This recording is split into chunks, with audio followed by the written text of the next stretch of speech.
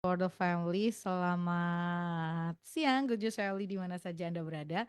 Apa kabar Anda di siang hari ini? Kembali berjumpa bersama dengan saya Ningrum yang menemani Good News Family tentunya dalam program Hidup Sehat bersama dengan Rumah Sakit Panti Wilasa Dr. Cipto Semarang. Di hari Jumat di siang hari ini kita akan ngobrol bersama dengan Rumah Sakit Panti Wilasa Dr. Cipto Semarang yang akan bagikan informasi tentang kesehatan buat Anda gitu ya. Anda yang membutuhkan layanan kesehatan bisa datang langsung ke Rumah Sakit Panti Wilasa Dr. Cipto Semarang. Dan sudah terhubung melalui aplikasi Zoom ada Dr. Stefanus Edu. Selamat siang Dr. Edu. Selamat siang. Iya, lagi di IGD, Ya, Dok. betul. Ini lagi jaga. Oke. Semoga aman. Ya, sejauh ini tidak aman sih, cuma ya sudah. Mari kita siaran dulu saja. Tapi memang ya kalau rumah sakit itu ini Dok, mungkin awal ya sebelum kita akan ngobrolin ke Hmm, tema kita hari ini. Saya kemarin sempat lihat di satu postingan gitu ya, hmm, IGD gitu kan ngomongnya adalah gawat darurat. Tapi betul. kadang-kadang ada orang yang salah gitu ya. Di IGD Hmm, kok nggak ditanganin-tanganin gitu. Nah, mungkin dokter hmm. bisa jelasin sedikit sebetulnya kalau di IGD itu seperti apa sih? Oke, jadi eh, IGD itu kan seperti yang kita ketahui yang namanya kan instalasi gawat darurat. Mm-mm, Pasiennya macam-macam dengan segala gejala yang mungkin abu-abu dan tidak terkira gitu ya. Dan mm-mm, memang dalam IGD itu ada namanya sistem triase gitu ya. mm, Triase itu apa? Triase adalah penilaian terkait tingkat kegawat daruratan pasien. mm-mm, Gitu. Dan dengan IGD itu kan pasti kan memang semua orang kan ingin berobat, ingin berobat untuk kesehatan yang lebih baik gitu ya. Cuma memang tiap pasien itu adalah tingkat kegawat daruratannya juga berbeda gitu ya. mm, Jadi walaupun yang datang macam-macam, tetap tingkat kegawat daruratannya berbeda. Tentu karena namanya juga instalasi kegawat daruratan ya, pasti kita akan mengutamakan yang lebih gawat darurat dulu mm, gitu. Jadi misal sebagai mm. contoh yang sering terjadi sih oleh di IGD dan mungkin juga di rekan-rekan dokter teman-teman saya gitu. Hmm, Misal nih sama-sama ada dua pasien. mhm, Yang pasien pertama memang mungkin sudah daftar dulu nih dan mmm, IGD mungkin masih penuh. Cuma dia memang stabil, stabil dalam artian keluhannya lambung masih muda, mhm, tanda-tanda vital baik, terus nafas, oksigen semuanya baik gitu ya. Lalu datang lagi nih pasien sesak, nafasnya sudah kayak orang ngos-ngosan, oksigennya rendah, mmm, detak jantungnya tidak karuan dan sebagainya. Tentu kita akan mengutamakan penanganan yang lebih gawat dulu. Triase yang ya, kalau istilahnya IGD itu kan triasenya dengan mhm, warna ya gampangnya merah itu berarti kan dia sudah butuh segera, kuning yang kayak butuh segera tapi uh, resiko perburukan, dan hijau gampangnya gitu sih. mmm, Ketika di IGD memang kita akan mengutamakan prioritaskan untuk pasien-pasien yang merah-merah dulu atau yang lebih gawat darurat dulu gitu sih. Jadi memang tanda kutip ya sistem antrian di IGD memang akan berubah ketika terjadi kegawat daruratan yang lebih gitu sih. Bukan kan iya, masih ada yang bilang kan kayak, loh saya udah datang dulu, tapi kok Kak, malah itu dulu yang dilayani ya karena yang butuh dilayani adalah yang memang lebih gawat dulu. Tanda mhm, kutipnya ya bersyukurlah tidak segera ditangani ya tangani, gitu ya. Karena kalau sudah ditangani berarti ini kenapa-kenapa dan resiko ancaman nyawanya lebih tinggi lebih begitu tinggi, sih. betul betul. Nah ini yang Mm-mm. malah justru kayak gini karena nggak ngerti gitu ya Dok, jadi sering diprotes kan? Mm-mm, betul sekali. Kita juga ini kok nggak ingin melantarkan pasien. Kita juga inginnya pasti segera menangani pasien-pasien yang ada. Cuma Ya, memang ada beberapa kondisi pada pasien lain yang mungkin memang lebih membutuhkan penanganan yang cepat karena kadang ya gimana ya, karena sehari-hari di gitu ya kadang ya apalagi kalau udah kasus-kasus jantung gitu ya heeh, udah berapa detik aja udah beda lagi nih ya. kondisinya dan tata laksananya gitu sih. Ya, betul. Ini Mm-mm, meluruskan sebetulnya ya. Ini mm-mm, meluruskan pendapat masyarakat juga gitu ya. Kadang-kadang kan masyarakat merasa gitu ya, di IGD ini nggak diapa-apain misalnya seperti itu. mm-mm, Jadi ini mm-mm, loh tata laksananya IGD itu seperti ini. Ini Dokter Stefanus Edu ini Dokter Edu ini yang setiap hari ada di IGD. Jadi benar-benar bisa kasih clearly apa ya penjelasan gitu ya yang betul. benar yang seharusnya seperti apa Mm-mm. gitu. Nah, kalau jangan sampai terjadi apa ya, terjadi miskom lah sebetulnya. Mm-mm, mm-mm, Maunya sih semua ditangani segera dan mm-mm, tertangani semuanya gitu ya. Sedih juga sih kalau ngeliatin kalau misalnya ada yang belum sempat mm-mm, tertangani, tetapi kan tetap ada prosedurnya, ada tadi ya dok urutannya penanganan harus mm-mm. yang seperti apa. Namanya aja instalasi gawat darurat, jadi urutannya itu ya secara kegawatannya gitu kan. Betul. Dan memang ya kekurangannya sih memang apa sistem seperti itu kan memang butuh pemahaman apa Ya, khusus ya karena kan tidak sistemnya bukan antri tapi adalah prioritas terkait kedaruratan yang tentunya berbeda dengan sistem antrian begitu sih dan apa ya memang terkait gawat atau tidaknya kan memang dari tenaga medis yang menentukan gitu jadi mungkin ya memang miskomunikasi itu masih agak beberapa kali terjadi begitu sih. ya betul. Kitanya Mm-mm. ngerasa udah sakitnya kita yang paling parah aja atau yang Betul. paling Iya. ngerasa bahwa sakitnya paling yang paling banget gitu. Padahal sebetulnya mungkin karena dinilai oleh tenaga medis, nakesnya juga akan tenaga kesehatannya akan melihat seperti apa gitu. Oke, cukup lah ya kita Mm-mm. untuk penjelasan tentang IGD ini Oke, paling tidak bisa bisa siap. apa ya merubah opini lah ya minimal gitu, ya, mengedukasi Mm-mm, lah mm-mm. agar paham oh IGD itu seperti apa gitu ya. Oke, nah tema kita Betul, hari ini adalah tentang leptospira. Betul ya dok ya? betul. Leptospira, betul. Oke, Oke. leptospira. Ini em, kadang apa ya hitsnya itu biasanya kalau pas musim hujan. Betul sekali gitu. Dan apa namanya setidaknya yang kita temui di setting rumah sakit kami ya itu sih. Memang apa gejalanya itu kadang tumpang tindih dengan demam berdarah begitu sih. Jadi mungkin sebagai pengantar dulu ya leptospira itu adalah infeksi yang disebabkan oleh bakteri gitu ya. Bakteri kan penyebab infeksi kan banyak ya. Bakteri, parasit, jamur, virus gitu ya. Cuma memang kalau yang paling sering adalah bakteri dan virus gitu ya. Nah, kenapa Hmm. kok tadi kita ngomong mirip dengan DB? Jadi memang pada umumnya secara garis besar kalau terjadi demam pada pasien atau yang suhunya lebih dari 37, 38 itu memang baru akan signifikan di hari ketiga. Dan ini juga untuk meluruskan juga ya. Jadi ketika kita demam itu kita menghitungnya adalah berapa kali 24 jam gitu ya. Oh, Misal nih ada pasien demamnya 2 hari dok, oh ya 2 hari. Berarti dari kapan bu? Oh dari kemarin. Kalau itu tetap hitungannya 1 hari gitu. Walaupun sudah berganti hari, tapi kita menghitungnya adalah berapa lama durasinya gitu ya. Jadi kita nanti hitung berapa kali 24 jam. Jadi ketika ini nanti kita akan membahas tentang berapa hari demam, itu kita menggunakan terminologi yang artinya adalah berapa 3 kali 24 jam gitu. Jadi hmm. demam itu biasanya akan signifikan ketika sudah 3 kali 24 jam, baik itu Wajib. karena DB atau karena leptospira yang akan kita bahas dan tipe sih kadang-kadang memang sudah apa signifikan. Hmm. Kecuali pada pasien-pasien khusus ya, kalau itu nantilah kita ngomong garis besar dulu.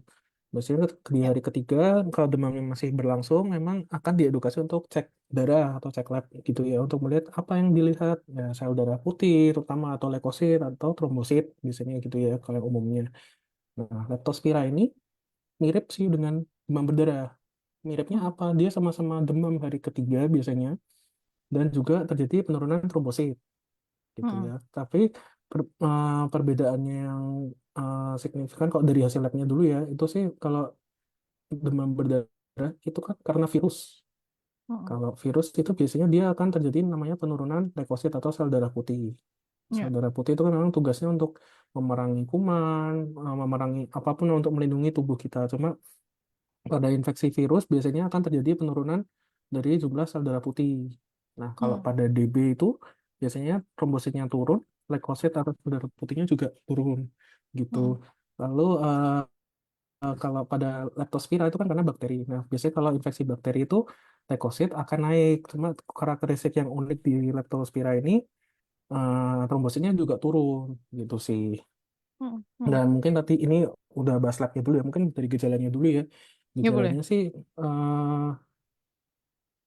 sama-sama sih kurang lebih seperti demam pada umumnya. Cuma yang Hmm. agak khusus adalah ini sih riwayat di daerah yang mungkin banjir Hmm. atau riwayat di apa memelihara anjing atau hewan-hewan gitu atau mungkin riwayat tinggal di daerah yang mungkin banyak tikusnya dan lain sebagainya gitu. Lalu gejalanya ya demam, ototnya kaku-kaku gitu ya. Cuma yang biasanya spesifik adalah ini terjadi namanya iterik ya Pak tuh ya. Kuning Hmm. gitu ya, badannya menguning. Terus habis itu ada nyeri tekan di ini apa namanya lutut apa sih namanya ya? Hmm. Apa ya bahasa Indonesia ya? Kaki yang bawah itu Betis. betis ya betis. Aku nggak tahu bahasa Indonesia gitu itulah. Nyeri nyeri di area betisnya gitu. Biasanya ini Oh. dok ini kok kaki apa betis saya kok sakit. Waktu ditekan biasanya juga akan sakit dan ini sih ada namanya kalau bahasa medisnya conjunctival suffusion atau biasanya adalah matanya itu akan area mata kita kan harusnya putih ya. Mm-mm. Nah, ini terjadi perubahan bentuk, perubahan apa nah, warna jadi Oke. agak merah begitu sih. Oh. Mm-mm. Ini gejala secara umum ya, Dok? Secara umum, kalau memang gejala demam itu kan macam-macam dan tidak spesifik ya, ya Ya. demam, terus ototnya sakit-sakit, lemas-lemas gitu ya. Cuma yang biasanya spesifik untuk apa namanya leptospira ini, yaitu apa conjunctival suffusion atau matanya jadi merah Mer- atau badannya jadi kuning, Mm-mm. ada penurunan trombosit gitu, sama ini nyeri pada betis begitu. Oke. Ini gejala ini Mm-mm. timbul di hari keberapa atau dari demam hari pertama biasanya gejala-gejala ini timbul? Kalau secara teori memang gejalanya itu baru muncul di hari ketiga karena untuk kuman bisa apa namanya melakukan infeksi dan tumbuh tumbuh subur gitu ya biasanya dia butuh kurang lebih 3 hari. Tapi mungkin berbeda cerita pada pasien-pasien yang imunokompromis atau yang mungkin sudah ada riwayat penyakit metabolik lah gitu. Biasanya Hmm. pada orang-orang sakit jantung atau apa namanya gula gitu kan sistem kekebalan tubuhnya berbeda jadi mungkin bisa terjadi kurang dari 3 hari gitu. Hmm. Saya dia munculnya baru hari ketiga sampai hari ketujuh gitu. Dan uniknya sih jadi kalau leptospira itu kalau demam berdarah kan ini ya kan kita kan misal di fase apa yang tapal kuda itu ya Kalau turun kalau ya. ya yang demam dulu terus turun terus naik lagi jadi kalau leptospira sih memang tidak spesifik. Di hari ketiga sampai tujuh dia biasanya fase di mana bakterinya itu menginfeksi sistem peredaran darah gitu ya gampangnya. Itu muncul gejala yang saya sampaikan itu. Cuma di beberapa kasus ada yang sampai berlanjut ke fase yang selanjutnya. Fase Mm-mm. selanjutnya itu bakterinya sebenarnya sudah tidak ada di sistem peredaran darah atau mungkin sudah mendekati tidak ada. Cuma respon apa namanya inflamasi atau respon tubuh untuk melakukan apa ya penyerangan dan pembasmian bakterinya beberapa sih terlalu heboh. Jadi muncul gejala-gejala yang lebih buruk lagi gitu. Buruknya apa? Buruknya ya banyak ya. Mm. Ada yang sampai irama jantungnya tidak teratur, ada yang mengganggu dari fungsi apa ginjal, ada yang mengganggu fungsi liver, ada yang mengganggu juga fungsi otak gitu sih. Oke. Nah, ini kalau ngomongin Mm-mm. leptospira ini berarti sebetulnya dia bisa bisa sampai ke fatal ya, Dok? Betul dan sudah beberapa kali sih Mm. ditemukan gejalanya yang memang sampai fatal. Yang fatalnya mungkin ini sih sampai ke apa perawatan di ICU sampai terjadi namanya apa ya sepsis ya atau Mm. infeksi oleh Oke kuman ya. yang sudah Mm. terlalu parah lah istilah gitu dan juga beberapa sih mengalami gangguan ginjal gitu sih gangguan ginjal ditandai apa dengan uh, pipisnya tiba-tiba kurang atau tidak keluar lalu dicek ternyata kreatininnya tinggi seperti itu dan beberapa sih kasusnya sampai ke dilakukan cuci darah kenapa ya karena bakterinya sudah Ginjal. mengganggu fungsi ginjalnya itu sesignifikan itu Hmm. begitu sih. Oke. Nah, ini kan kalau Mm-mm. ngomongin leptospira ini faktor jadi beratnya seperti itu Mm-mm. gitu ya. Mm-mm.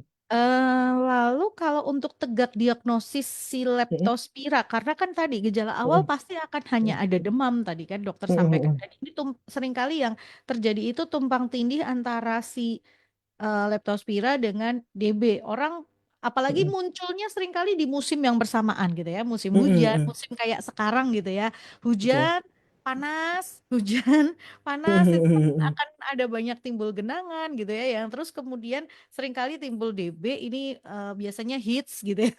Kalau saya ya DB lagi hits gitu. Nah, leptospira ini kadang-kadang ngikut gitu musim-musim begini.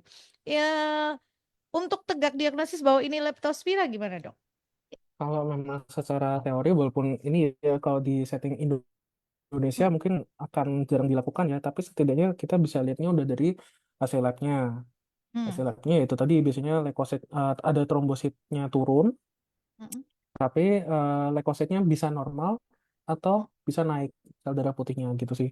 Dan di beberapa kasus mungkin eh, dicek juga ureum dan kreatininnya biasanya juga akan meningkat. Kalau itu sudah sugestif sih, sugestif ke mengarah ke leptospira. Kalau memang secara teorinya sih memang harusnya dilakukan pemeriksaan seperti apa serologi ya, Hmm. pemeriksaan untuk melihat jumlah antibodi dan melihat apa namanya antibodi terhadap leptonnya dan juga ini sih kultur ya kultur atau melakukan pertumbuhan kuman dengan sampel dari pasien gitu. Cuma tidak cukup rutin dilakukan dan tidak semua laboratorium punya dan kekurangannya adalah mahal dan lama gitu sih. Hmm. Lamanya berapa ya bisa 3 sampai 7 hari, 3 sampai 5 hari gitu baru jadi gitu sih. Hmm. Cuma intinya sih dengan melihat gejalanya dan juga melihat hasil labnya kita sudah tahu kira-kira arahnya ke situ biasanya gitu sih. Oke. Nah, Dok, ini Mm-mm. penularannya gitu ya. Mm-mm. Seseorang bisa terinfeksi si leptospira itu sebabnya apa sih? Kalau orang kan sering kali menyebutnya oh ini tikus gitu kan, hanya hanya Mm-mm. tikus yang jadi biang ini. Mm-mm. Apakah betul hanya dari situ atau gimana? Intinya sih leptospira penularannya adalah melalui cairan tubuh. Hmm. Cairan tubuhnya utamanya sih yang memang cukup dikenal ya oleh karena tikus gitu sih, walaupun oleh karena anjing bisa atau karena sapi atau mungkin babi itu juga bisa. Dan memang seringnya penularannya oleh urin ya atau ya oleh urin itu atau sebenarnya oleh hasil ekskresi lain juga bisa sih seperti eh, apa namanya dari feses atau dari apa namanya plasenta atau dari produk-produk dari misal sapi Hmm. melahirkan gitu ya, terus ada darah dan plasentanya itu juga bisa jadi sumber infeksi. Tapi antar apa antara oleh manusia juga bisa sih. Cuma ya itu tadi dengan cairan ekskresi itu ya Kak, oleh karena BAK atau BAB gitu sih.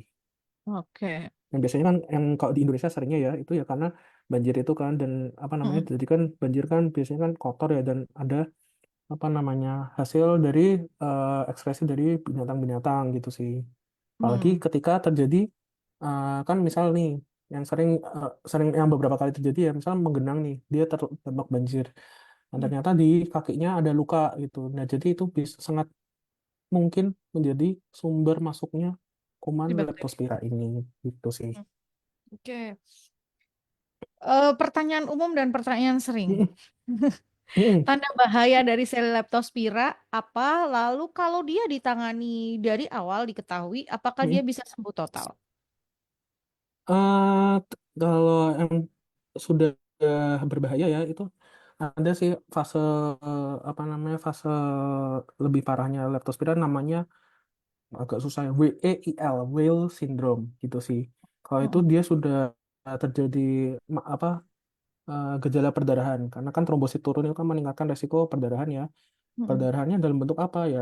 Banyak sih seperti TB, mimisan, terus habis itu matanya jadi merah atau BAB hitam yang curiganya adalah perdarahan saluran Dan- cerna Mm-mm. atau muntah darah atau ya muncul ruam-ruam merah di tubuh. Mm-mm. Lalu yang kedua adalah gejala gagal ginjal. Gejalanya apa? Sesimpel ini sih.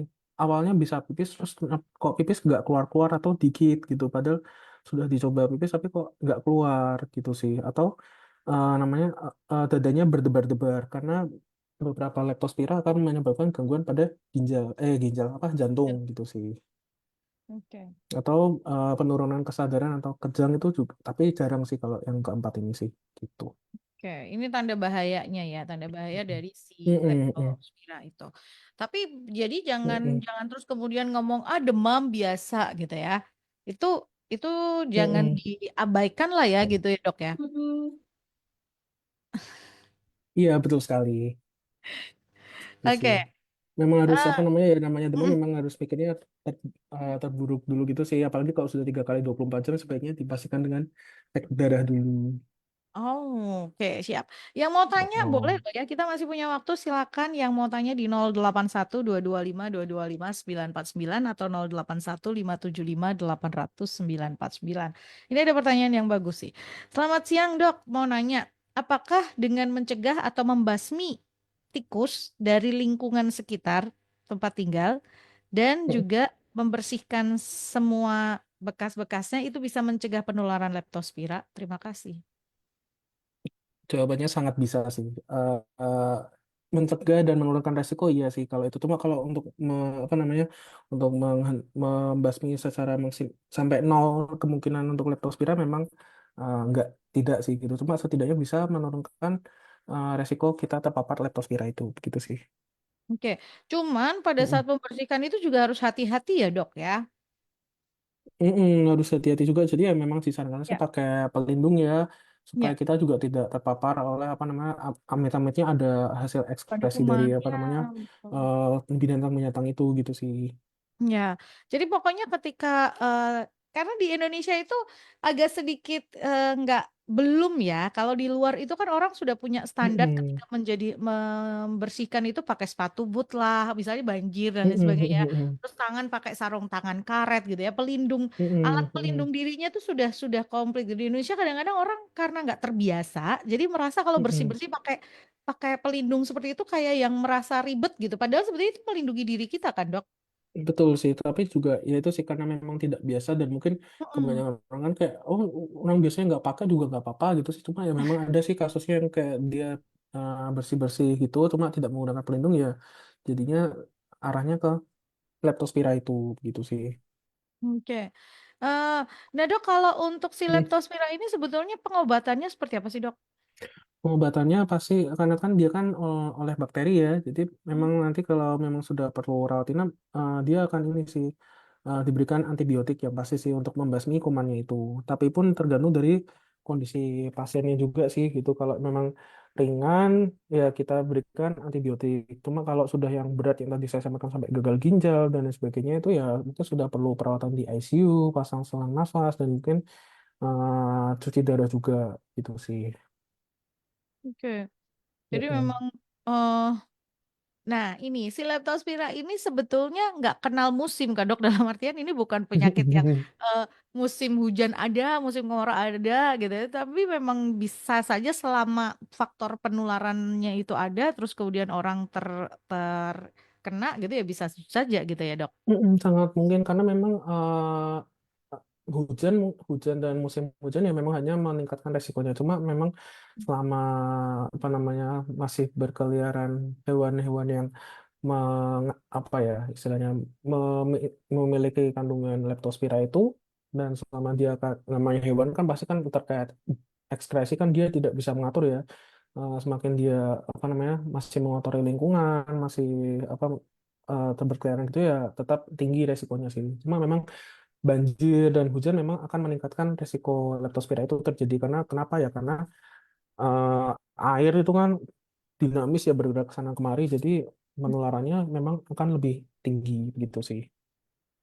Oke, jadi nah kalau Mm-mm. misalnya tanda bahaya dari si demam ini sendiri, kapan sih seseorang harus kemudian memutuskan untuk datang ke layanan kesehatan? Karena kadang-kadang orang berpikirnya kalau Mm-mm. misalnya orang dewasa apalagi ya yang Mm-mm. kena misalnya dia demam, alah cuman demam aja. Atau untuk si leptospira sendiri ini ada demam yang cukup tinggi atau seperti apa dok sebetulnya? Eh, Sebenarnya secara garis umum kalau demam itu kan tetap itu sih kita menggunakannya patokannya kalau tidak membaik 3 kali 24 jam itu. Nah kalau khusus Hmm. leptospira itu ya itu sih yang perlu kita lihat adalah terkait gejala lainnya. Apakah ada badannya kuning atau matanya merah atau nyeri pada betis dan lain sebagainya itu sih. Atau Hmm. gejala-gejala perdarahan seperti apa namanya misalnya nih demam hari ketiga dia udah nggak demam sih cuma kok ini ya dok kok ada mimisan kok ada tangan kulitnya jadi merah atau matanya merah atau BAB hitam muntah darah ya itu segera periksa aja. Tapi intinya secara garis besar kapan sih kita harus cek lab adalah ketika demamnya masih berlangsung sampai lebih dari sama dengan 3 kali 24 jam gitu sih. Dan Oke. ini menambahkan sekalian ya terkait demam. Jadi Mm, kebanyakan sih yang sering ditemui adalah, oh ini dok demam dok ini cuma ternyata diukur suhunya 36. Memang sih mm, kan kita juga tidak bisa menentukan sih apakah ini karena minum obat atau memang karena tidak demam. Jadi saran dari saya sih untuk para masyarakat kalian sih ini sih ketika demam di rumah tuh kita harus punya termometer. Nggak harus mm, kok termometer yang apa tembak gitu. Yang penting yang apa di ketiak gitu juga nggak apa. Untuk apa? Karena untuk demam itu kan kita harus menilai objektif, objektif mm, angkanya. Kalau memang hanya diraba itu terlalu subjektif sih karena eh, m- persepsi orang panas atau tidak itu kan berbeda ya antara masing-masing orang.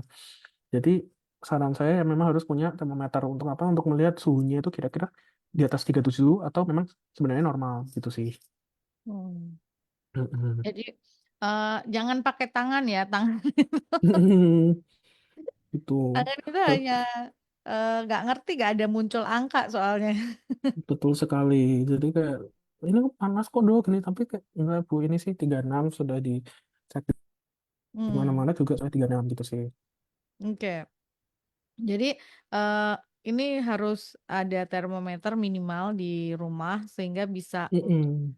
lihat ini kenapa gitu ya, atau ini berapa gitu kan ininya. Nah, terus 3 kali 24 jam. Jadi catatannya untuk si Mm-mm. leptospira ini adalah amati dulu selama 3 kali 24 jam. Kalau demam itu masih terus.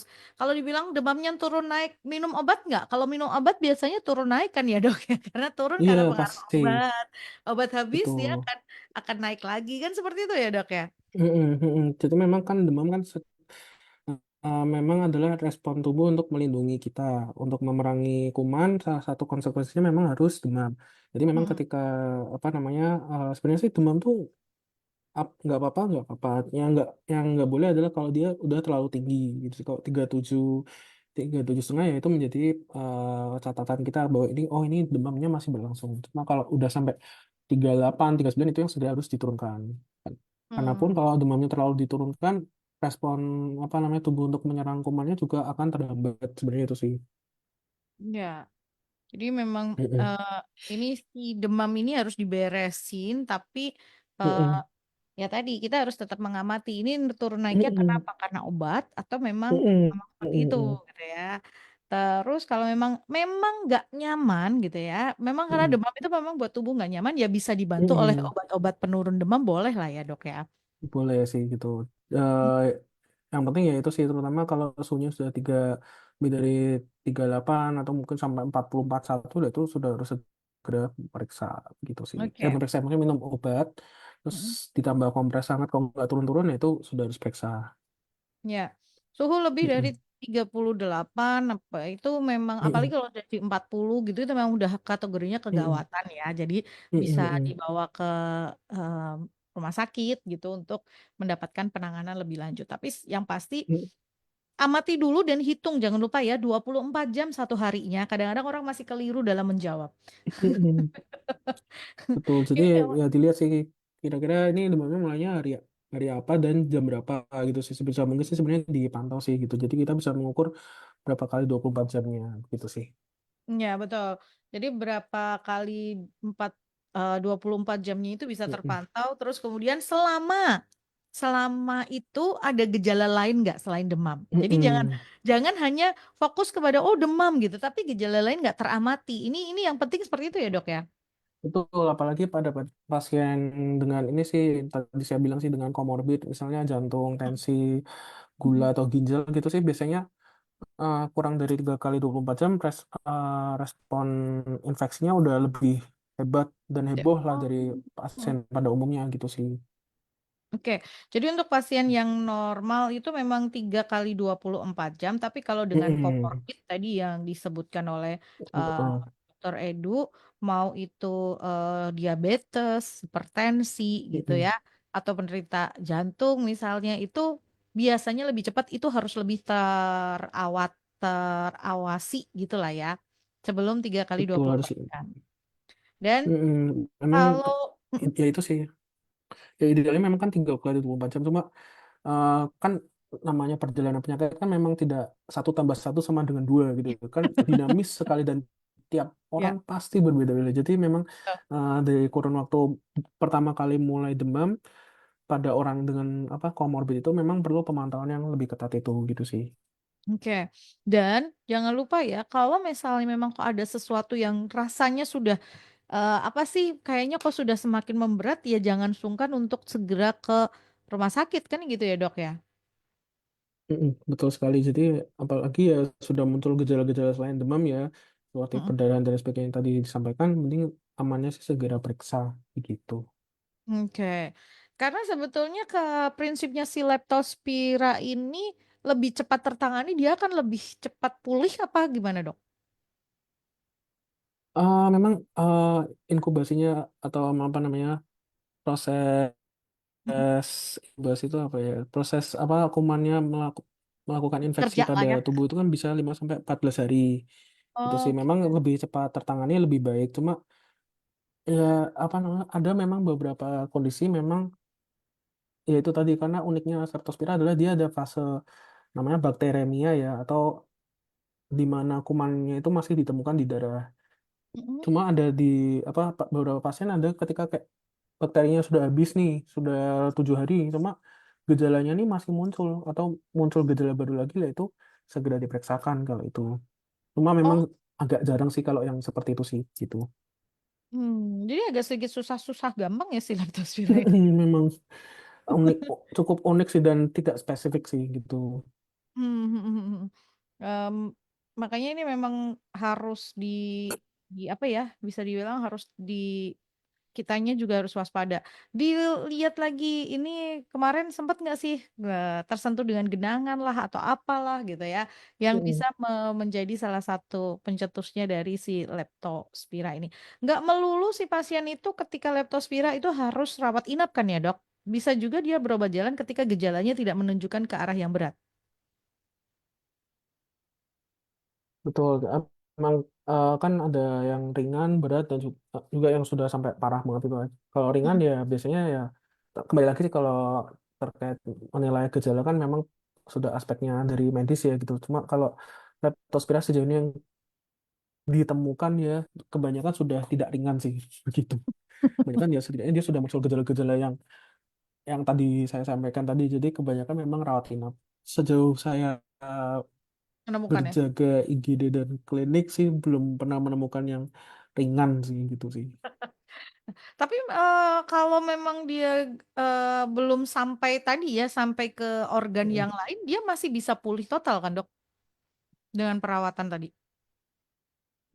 Beberapa sih pulih sih gitu. Ada sih yang tidak sampai terkait gejala itu. Mm-mm. Beberapa sih memang pulih. Cuma ya itu tadi uniknya leptospira kan dia ada fase lanjutannya ya. Ada beberapa yang memang benar-benar pulih.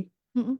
Ada yang fase sebenarnya namanya fase imun ya. Imun dalam artian sudah tidak ada kuman, Mm-mm. sudah tidak ada bakteri, tanpa gejalanya Masih timbul. masih muncul lagi gitu sih. Uniknya Hmm. infeksi memang seperti itu sih. Kadang apa ya kan apa sistem imun itu kan memang melakukan pertahanan tubuh untuk memerangi kuman.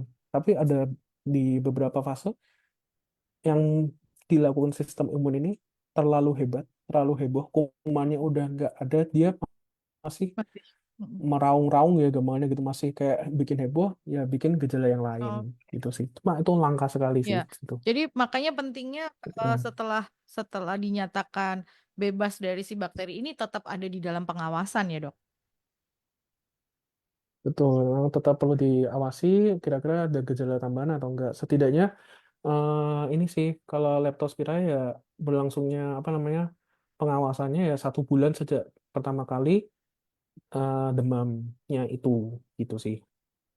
Oke, apakah berarti si pasien ini harus minum atau misalnya harus menjalani perawatan dalam artian misalnya minum obat sampai sejauh itu, Dok? Mm.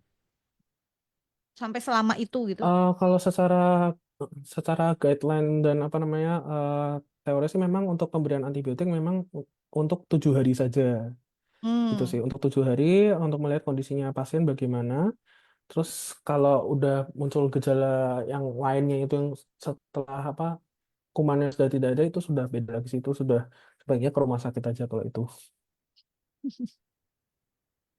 Jadi tetap ya, setelah misalnya Mm-mm. udah dirawat terus udah sembuh pulang ya tetap harus terawasi. Jangan lupa untuk dokter juga masih nanti kan akan memberikan kontrol lagi ya gitu kan. Pasti akan ada langkah selanjutnya seperti itu gitu ya. Tapi ingat ya Guntur Shelley, leptospira ini bukan hanya melulu dari tikus gitu ya. Ini bisa bisa juga Mm-mm. dari hewan yang lain gitu. Jadi tetap harus waspada. Terus kalau misalnya memang tadi genangan air, banjir dan lain sebagainya, inget-inget ada luka nggak di kaki, di anggota tubuh yang bisa menjadi pintu gitu ya dok ya?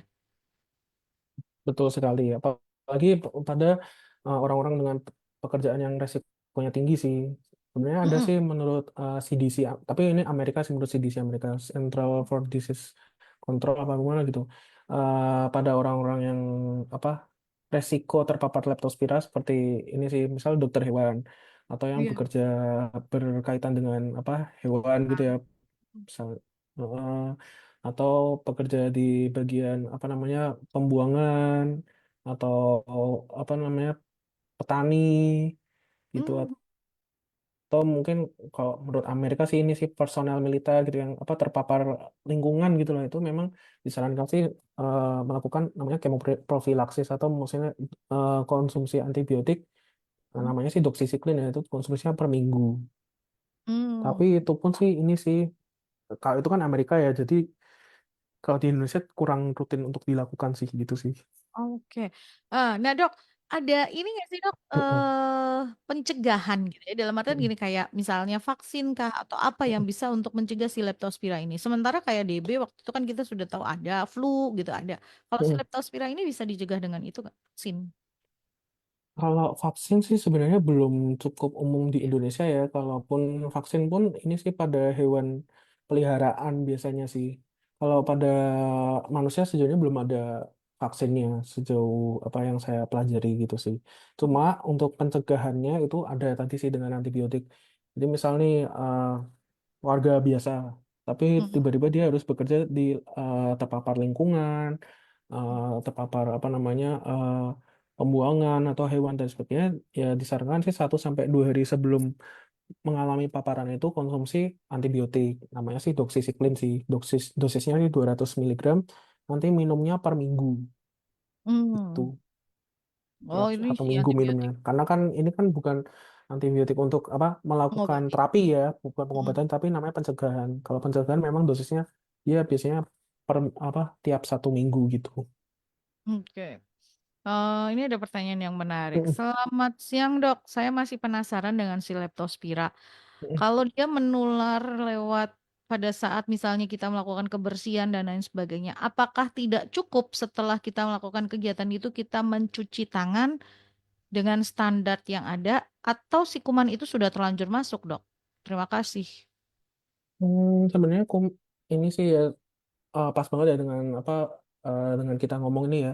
Memang Mm-mm. kalau secara teori sih disarankan sih ya minum kayak profilaksis atau pencegahan itu dengan konsumsi antibiotiknya itu 1 sampai 2 hari sebelum beraktivitas. Cuma Mm. ketika sudah apa namanya terpapar itu memang tetap cuci tangan harus dilakukan. Cuci tangan dan membersihkan diri itu pasti harus dilakukan. Cuma sebelum kegiatan sih mungkin dipastikan sih apakah ada area yang masih luka atau Mm-mm. masih terbuka gitu ya, karena itu akan sangat meningkatkan risiko terpapar infeksi oleh leptospira itu gitu sih. Jadi kalau memang memang nih misalnya mau bersih-bersih tapi kok ada luka ini sebaiknya sih tidak usah ya gitu sih. Bener-bener. Sebaiknya nggak usah. Hmm. Walaupun misalnya kita menggunakan tadi ya, tetap ya pakai sarung tangan karet lah atau pelindung Hmm, gitu hmm, loh ketika hmm, kita misalnya ngebersihin sesuatu gitu. Apalagi kalau kita tahu misalnya tuh, oh tikus banyak bersarang di situ gitu ya. Aduh, udah deh kalau itu bersihinnya menggunakan alat, terus juga lindungi diri gitu ya, sarung tangan karet atau sepatu karet biar nggak langsung nyentuh ke tubuh. Apalagi kalau ada luka, ya udah tadi mendingan hentikan dulu aja gitu karena kita nggak betul. tahu gitu loh si ini nih ini dia bawa kuman itu nggak dia bawa bakteri itu nggak yang bisa timbul ke Hmm, tubuh kita. Nah dok siapa saja sih dalam artian gini ini bisa menular ke orang tua, apa ya, orang dewasa, anak-anak gitu semuanya berpotensi untuk terkena leptospira, Dok? Semua semua populasi apa namanya manusia sih memang berisiko terkena leptospira sih. Cuma Hmm. memang sejauh ini yang ditemukan di setting klinis atau di lapangan ya, mungkin Hmm. bahasanya ya yang sering terpapar sih orang usia 40 tahun ke atas gitu sih. Yang 30-an jarang sih gitu. Cuma memang sejauh yang saya temukan memang yang usianya 30-40 gitu. Cuma setiap populasi tetap memiliki resiko terkena leptospira. Apalagi yang riwayat pekerjaan dan tempat tinggalnya yang lebih dekat dengan alam atau banyak terpapar hewan gitu sih. Oke. Jadi yang pertama 40 tahun ke atas biasanya gitu ya. Mm-mm. Terus tadi lingkungannya baik pekerjaan, lingkungan rumah atau apa terpapar dengan hewan gitu kan. Eh, itu bisa. Kalau gender, Dok, pria, wanita gitu sama aja. Sejauh ini sih belum ada yang mengatakan apa pria dan wanita lebih eh, resiko terkena sih. Tetap oleh faktor lingkungan sih. Lebih banyak ke faktor lingkungannya ya, Oh, kebersihan oh. dari lingkungan dan Mm-mm. lain sebagainya gitu ya. Kalau ngomongin leptospira tuh bener-bener kayak yang, ya ampun leptospira gitu kan. Orang harus mulai waspada, orang harus mulai aware dengan ini gitu ya. Apalagi kasusnya, ya mungkin kalau kita bandingin dengan DB gitu, orang oh kan masih tinggian DB misalnya. Tapi kasusnya juga cukup banyak Mm. sebetulnya di Kota Semarang ya, Dok ya. Iya, beberapa kali setidaknya tiap tahun sih setidaknya ada leptospira sih. Nah, tuh Cuma, berapa mm-mm.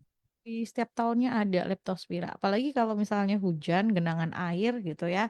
Terus tapi jangan salah, orang kan asumsinya dia genangan air gitu ya. Nggak melulu dengan genangan air, bisa juga karena kontak langsung tadi yang kita sebutkan tadi ya, Dok ya. Betul. Kontak langsung dengan hasil ekskresi dari hewan-hewan sih, seperti ya apa dari BAB-nya hewan atau urinnya hewan atau mungkin dari produk-produk dari proses melahirkan hewan itu juga sangat mungkin bisa sih gitu.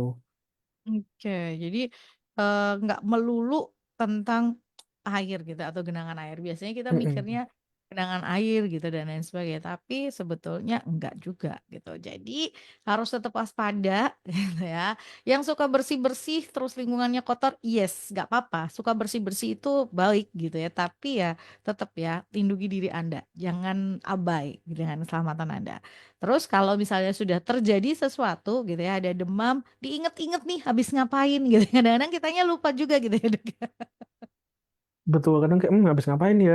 Oh, habis Hmm. bersih-bersih misalnya gitu. Karena ini tracing, tracing atau tracking atau mencari tahu asalnya ini juga penting untuk dicari tahu gitu ya. Ini kenanya dari mana, ininya seperti apa gitu. Nah, itu biar dokter juga bisa paham dengan ini gitu. Penyakit ini bisa bikin fatal gitu ya. Akhirnya bisa sampai ke berat bahkan ke Betul, fatal sampai meninggal bisa. Tapi kalau diketahui sejak awal, diketahui dari awal ini bisa diobati. Begitu ya, Dok ya? betul sekali. Justru Ya. yang semakin apa dia awal diagnosis memang akan lebih optimal sih penanganannya begitu sih.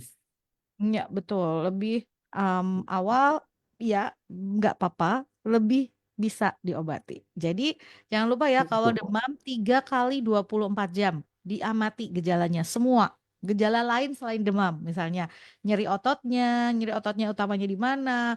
Yang paling kelihatan tadi yang pesan dokter Edu, mata, ya, kelihatan memerah atau seperti apa. Lalu ada pendarahan-pendarahan yang lain atau tidak. Jadi, ini harus diamati semuanya gitu ya. Kalau memang sudah ada tambahan gejala seperti itu, ya udahlah, bawa langsung aja ke rumah sakit gitu.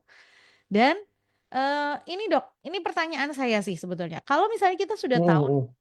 ini pendengar sudah ngerti, saya juga sudah ngerti gitu ya tentang oh ternyata leptospira gejalanya seperti itu. Boleh nggak sih dok kalau misalnya nih saya bawa atau saya ya sakit, saya ke rumah sakit, Mm-mm. terus saya bilang, dok saya Mm. begini gejalanya ada seperti ini, saya takutnya boleh nggak saya nanya gitu ya, saya bilang dok bisa nggak dilakukan pemeriksaan Mm. leptospira gitu, boleh nggak sih dok kalau misalnya ada kasus begitu? Jawabannya boleh, boleh, boleh sekali. Cuma ya Mm, itu tadi karena keterbatasan sumber daya.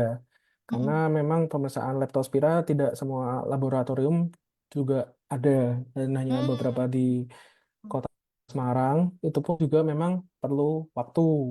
Dan Hmm. terkait waktu itu kan yang kita tahu kan adalah kan kita terkait demam kan kita observasi untuk gejala dan durasi seberapa lama terinfeksinya. Jadi biasanya Hmm. akan sering kita lakukan ya cek laboratorium Oke. darah itu. Karena Oke. dengan melihat ada demam lebih dari 3 hari, kok ada peningkatan leukosit, trombosit turun, kok ada gejala tambahan ya mungkin seperti kayak nyeri betis atau badannya kuning atau matanya merah atau pipisnya kok tidak keluar itu sudah sangat sugestif ke leptospira gitu sih. Oke. Dokter pastinya akan memberikan pemeriksaan Mm-mm. penunjang gitu ya, termasuk pemeriksaan laboratorium Mm-mm. untuk mencari Mm-mm. tahu ini apa yang terjadi gitu ya, leukosit, trombosit, terus dilihat juga secara fisik, baik itu badan yang menguning atau tadi nyeri tekan di betis, itu gejala-gejala yang ada gitu ya di dalam seorang yang terkena leptospira ini gitu kan. Nah, jadi nanti dokter ya akan memberikan tegak diagnosisnya apa sih gitu ya, bahwa ini leptospira gitu. Tapi memang kalau Mm-mm. misalnya diminta untuk rawat inap karena memang harus ada pemberian antibiotik yang harus dilakukan dan apa tadi pengawasan gitu ya dok ya, ya memang Mm-mm. harus Mm-mm. dilakukan gitu ya dok ya. Betul, karena memang resikonya itu sih, karena kan ya itu tadi seperti yang sudah kita sampaikan tadi ya, gejalanya macam-macam dan kita benar-benar sama-sama tidak bisa memastikan ke depannya dalam durasi infeksinya itu apakah akan terjadi gejala-gejala tambahan yang apa ya cukup apa ya heboh lah istilahnya gitu karena apa komplikasi targetnya memang macam apa komplikasi organnya memang macam-macam gitu sih. Mm-mm. Jadi komplikasinya bisa terjadi apa saja gitu kan, komplikasinya bisa kemana Mm, aja dan itu eh, bisa semakin berat kalau misalnya seseorang itu punya komorbid tadi gitu kan. Jadi memang mm, harus mm, terawasi dengan baik oleh tenaga kesehatan. Dok, terakhir, kesimpulan dari yang mm, kita bahas dong buat pendengar. mm. Terkait karena kita ngomongin laptop ya, jadi kayak ketika kita demam, mari kita ukur suhu kita, lalu kita pantau berapa kali 24 jam demam kita berlangsung dan sembari kita melihat eh, gejala-gejala tambahannya. Karena memang kalau kita sudah ngomongnya demam, penyebabnya luas, gejalanya macam-macam dan memang kebanyakan tidak spesifik. Gitu Hmm. sih. Dan lebih baik kita memikirkan yang terburuk dulu sebelum kita memikirkan yang mungkin ringan-ringan dulu gitu sih. Oke, jadi pikirkan yang buruk nggak apa-apa gitu ya. Lebih baik gitu Mm-mm. ya, lebih baik berpikir ada Betul. apa-apa daripada gitu ya, daripada terlalu santai Mm-mm. dan merasa nggak apa-apa padahal sebetulnya ada sesuatu gitu kan. Jadi kita bisa lebih waspada gitu ya. Kalau misalnya sudah, kalau demam ya dok, ini harusnya dibawa ke poli atau ke Mm-mm. IGD? Kalau tergantung lagi gejala tambahannya sih terus terang dan memang abu-abu sih. Kalau memang sudah 3 kali 24 jam mau ke poli atau IGD sebenarnya silakan. Cuma kecuali kok demamnya sudah 3 kali 24 jam kok jadi sesak atau keringat dingin tangannya dingin atau demamnya tidak kunjung turun-turun sudah minum obat sudah apa namanya dikompres hangat gak turun-turun atau ada perdarahan itu segera ke IGD. Tapi kalau tidak ada yang saya sebutkan tadi hanya demam saja poli saja sih tidak apa-apa gitu sih. Ya tergantung juga gitu kan. Tapi kalau ada Mm-mm. kan yang berpendapat, saya pernah dengar gitu ya. Oh kalau ini kalau ke IGD harus di Mm-mm. atas 40 demamnya gitu. Betul nggak sih dok? Itu lebih karena ini sih mungkin ke kriteria BPJS ya kalau itu intinya kan kalau Hmm, hmm, sekarang ini kan kebanyakan kan pasiennya kan mayoritas membiayai dengan BPJS. hmm, Memang kalau BPJS kan punya kriteria-kriteria tertentu ya. Jadi memang hmm. kalau tidak kegawatan ya nanti biayanya eh, dengan pribadi Jadi begitu sih. Cuma mandiri ya ya. kalau itu kan udah urusan administrasi dan rumah sakit ya. Jadi tetap Oke. pada ini aja sih. Ketika sudah demam, apakah Hmm. apa ada gejalanya bagaimana, suhunya gimana? Kalau udah demam, ada gejala-gejala tambahan yang tadi saya sebutkan, Berat. demamnya tidak kunjung turun, mending ke IGD aja kalau itu. Oke, jadi kalau, Mhm.